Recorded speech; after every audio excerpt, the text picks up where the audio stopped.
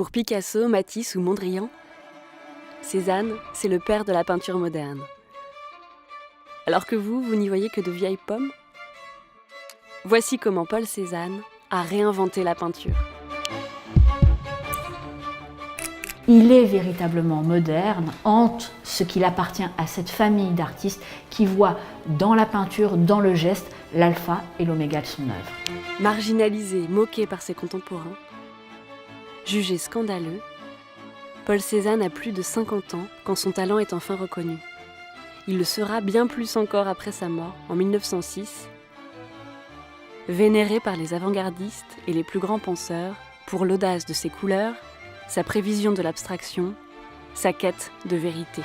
Son père le destinait à une carrière de banquier, mais Paul, sûr de sa vocation, délaisse le droit et bataille pour se consacrer à la seule activité qui le rende heureux, peindre. Son caractère ombrageux, angoissé, solitaire, le conduit vers la contemplation de la nature pour mieux la saisir dans la peinture. Je revois le jeune Paul Cézanne, qui est devenu mon ami, enfin qui était mon très grand ami. Enfin, je me rappelle de Cézanne dans son atelier. Ce qui m'avait frappé, c'était le côté broussailleux de son visage. Il semblait qu'il n'y avait que des poils. Féru de culture latine, Cézanne s'inspire des maîtres italiens pour mieux inventer son propre style.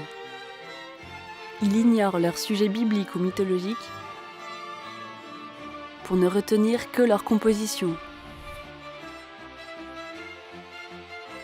La force du tragique, les nœuds des corps.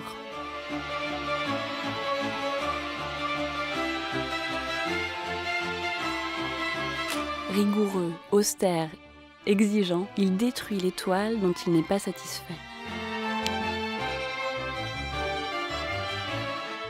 Cézanne, en fait, est un artiste qui n'est pas un pur intellectuel.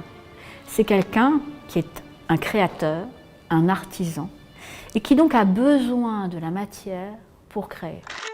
Habitué à copier les sculptures du Louvre, Cézanne peint comme en volume, concentré sur le modelé et l'impression de toucher.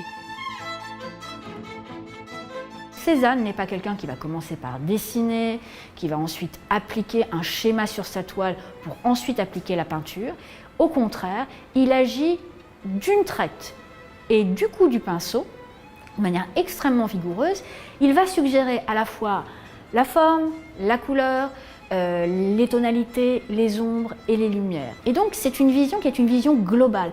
Cézanne, c'est quelqu'un qui va sculpter la peinture, qui va travailler à la manière d'un modeleur, qui marquera visuellement les cubistes par exemple. La peinture, elle est très riche, elle est très empâtée. On voit bien le coup de pinceau, cette touche-là grise. Je ne me dis pas, tiens, ça ne fait que me donner une indication chromatique, ça m'indique d'autres choses. Ça participe de l'équilibre de la composition, ça participe de la construction des plans. Rien d'anecdotique, rien de rhétorique chez lui, mais de l'émotion brute, épaisse, physique. Lui qui demande à ses modèles de poser comme une pomme. Il ne cherche pas à peindre l'âme, mais une présence. Jusqu'à la présence de l'air qui bouge et vibre dans la toile et qu'il capte toujours le nez dehors dans sa Provence natale. Coloriste scrupuleux, tellurique, radical, Cézanne dit tout du bout de son pinceau.